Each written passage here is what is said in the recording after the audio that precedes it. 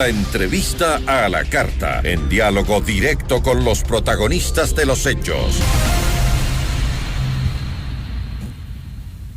Nos acompaña a esta hora Augusto Sá. Él es subsecretario de Soberanía y Relaciones Vecinales. Embajador, ¿cómo está? Muy buenas tardes. Buenas tardes, un placer estar en su programa y un saludo a su audiencia. Muchísimas gracias. Cuéntenos, ¿cuántas personas cruzaron la frontera durante este primer fin de semana de reapertura? No se tiene contabilizado exactamente, pero varios centenares de personas cruzaron el puente, unos pocos millares de personas cruzaron. ¿Y se notó un flujo de migrantes, principalmente venezolanos, que salieron de Ecuador hacia Perú tras la reapertura? No hay un flujo, digamos, tan intenso de venezolanos porque su traslado de un país a otro, de un estado a otro, está sujeto a que ellos tengan la visa que les permita hacerlo, de manera que son muy contados los casos en los que ahorita disponen de visa esos ciudadanos venezolanos. Sin embargo, ¿se van a volver a abrir esos corredores humanitarios para los migrantes que se encuentran de paso en Ecuador con destino hacia países del sur? No está definido al momento. Sí quisiera comentarle que la autoridad que tiene que ver con este tema es del viceministro de Movilidad Humana. No se tiene previsto, entiendo yo, a cortísimo plazo abrir corredores humanitarios, pero no se descartaría más adelante. En todo caso, el viceministro de Movilidad Humana le podría dar mayores alcances. Ahora, el alcalde de Huaquillas, Alberto Astudillo, había comentado que Huaquillas y Aguas Verdes es como una sola ciudad en dos países, dijo, y incluso llamó a impulsar una ley de desarrollo fronterizo. ¿Se está trabajando justamente en ese proyecto que pide el alcalde de Huaquillas? En la Asamblea Nacional existe un proyecto de ley de desarrollo fronterizo que tiene que ser todavía debatido. Cuando ello ocurra, pues estaremos nosotros prestos como Cancillería a dar nuestros aportes y nuestros criterios. Sí, en efecto, se necesita dar un poco más de impulso a las actividades productivas y darle un poco más de políticas sociales a la población fronteriza, en este caso con el Perú. Ahora, muchos habló de que esa reapertura tenía que darse no solo al sur, sino también al norte, la necesidad del comercio entre ambos países que se estaba viendo perjudicada. Sin embargo, ya los moradores de las zonas decían que también esto podría generarles un problema en el tema de la reactivación económica, ¿no? Porque decían que muchas veces se pasan al otro lado a consumir productos porque creen que es más barato, cuando no es así. ¿Qué medidas se están tomando para justamente que no tenga un golpe en la economía de estos sectores? Sí, en efecto, la apertura de fronteras, de pasos fronterizos, era un imperativo luego de 2 años de estar cerrados.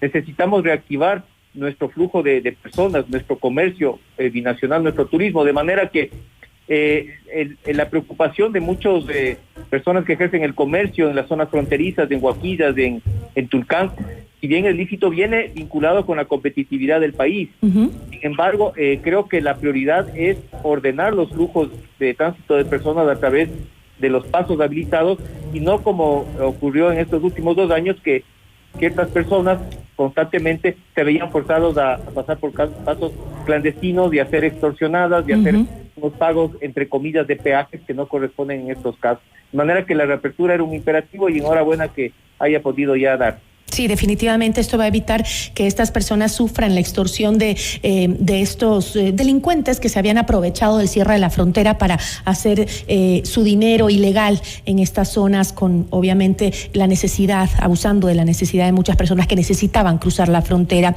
Ahora, volviendo al tema de el comercio y de la reactivación, que es lo que más preocupa en el sector, ¿se ha considerado por parte del gobierno la posibilidad de reducir el IVA al 6% en Huaquillas para mejorar justamente la competitividad del mercado? Yo no tengo conocimiento de que esté en curso una iniciativa en ese sentido. Claro, una iniciativa así tiene que sopesar costos y beneficios, de ser a quiénes va a beneficiar, a la población fronteriza, qué costos fiscales va a tener para el país, y eso ya es una tarea que tiene que hacerlo el Ministerio de Economía y Finanzas y tomar una decisión política al respecto, pero no tengo conocimiento al momento que esté discutiéndose una ley en ese sentido. Bueno, esto era un poco lo que planteaban las autoridades de la zona, debido justamente a lo que le mencionaba antes, ¿no? Que si bien están conscientes en el sector, porque hemos conversado con varios de los alcaldes de las zonas fronterizas y nos dicen que obviamente están conscientes de la necesidad de la reapertura por el comercio binacional, tanto en la frontera norte como en la sur, pero había esta gran preocupación de cómo va a ser o qué alternativas iba a poner el gobierno justamente para evitar que esta reapertura afecte a los comerciantes locales. ¿Cómo inclinar el balance comercial a favor del Ecuador? Bueno, varias medidas, ¿no? Es decir, creo que el gobierno sin duda avanza en el paso correcto, ¿no? A ser más competitivo, hacernos de una economía más abierta, a crear una política de créditos productivos que el gobierno lo está dinamizando para créditos de diversos sectores y dimensiones, desde el microcrédito, crédito pequeño, hasta el crédito para la mediana y gran empresa.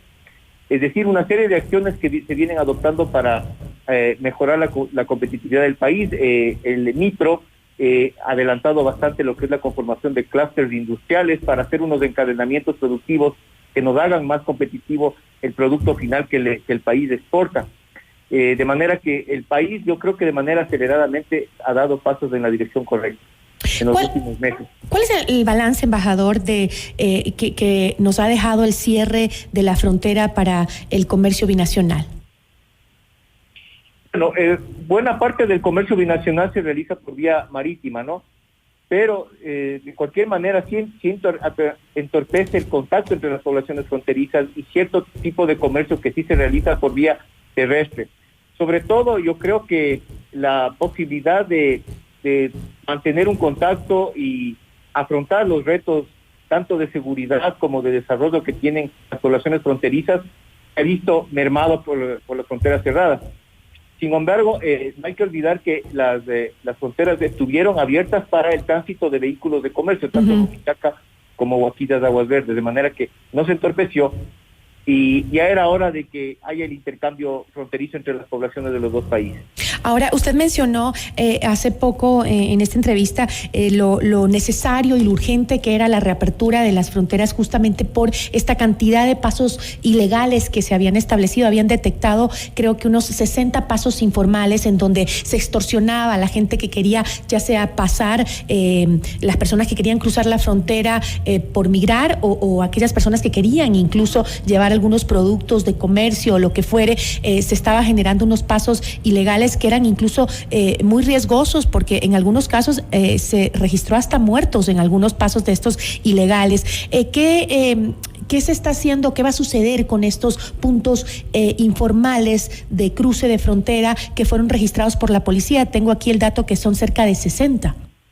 Bueno, hay varios pasos informales, tanto en la frontera con Perú como en la frontera con Colombia, y va a haber una acción decidida de las autoridades nacionales, Policía Nacional y de las Fuerzas Armadas para cerrar esos pasos y mantener el control de que no se vuelvan a reabrir, porque en efecto había la acción de ciertas mafias, ¿no es cierto?, que se habían apropiado además de estos pasos binacionales, extorsionaban a la gente, y por el control de estos pasos inclusive hubieron actos de violencia entre estas organizaciones, de manera que esto es de la contribución fundamental que nos da la reapertura de pasos fronterizos en regularizar el transporte de personas y mercaderías y cerrar y controlar permanentemente estos pasos que no pueden seguir operando. ¿Pero se va a mantener el mismo control que existía cuando estaban cerradas las fronteras o se va a poner un mayor número de efectivos policiales o militares para controlar? Porque entiendo que no fue suficiente incluso con la frontera cerrada. Bueno, obviamente se activan más los pasos ilegales cuando la frontera legal está cerrada, pero el control no fue eficiente, como decían en la zona, en estos pasos ilegales. ¿Ahora se va a reforzar esa seguridad? Sí, va a haber un control mucho más reforzado, más eficiente, como decía, de Policía Nacional y Fuerzas Armadas. Hay que también reflexionar un poco que el control de varios kilómetros de frontera, tanto en Carchi como en El Oro y también en Loja, es complicado. Realmente poder hacer un control realmente minucioso y puntual en las 24 horas del día es bastante complejo. Países de mayor desarrollo relativo que el Ecuador no pueden controlar al 100% sus propias fronteras. Fíjese usted que a Estados Unidos inclusive ingresan personas de situación migratoria irregular y es la frontera del país, uno de los países más poderosos de la tierra.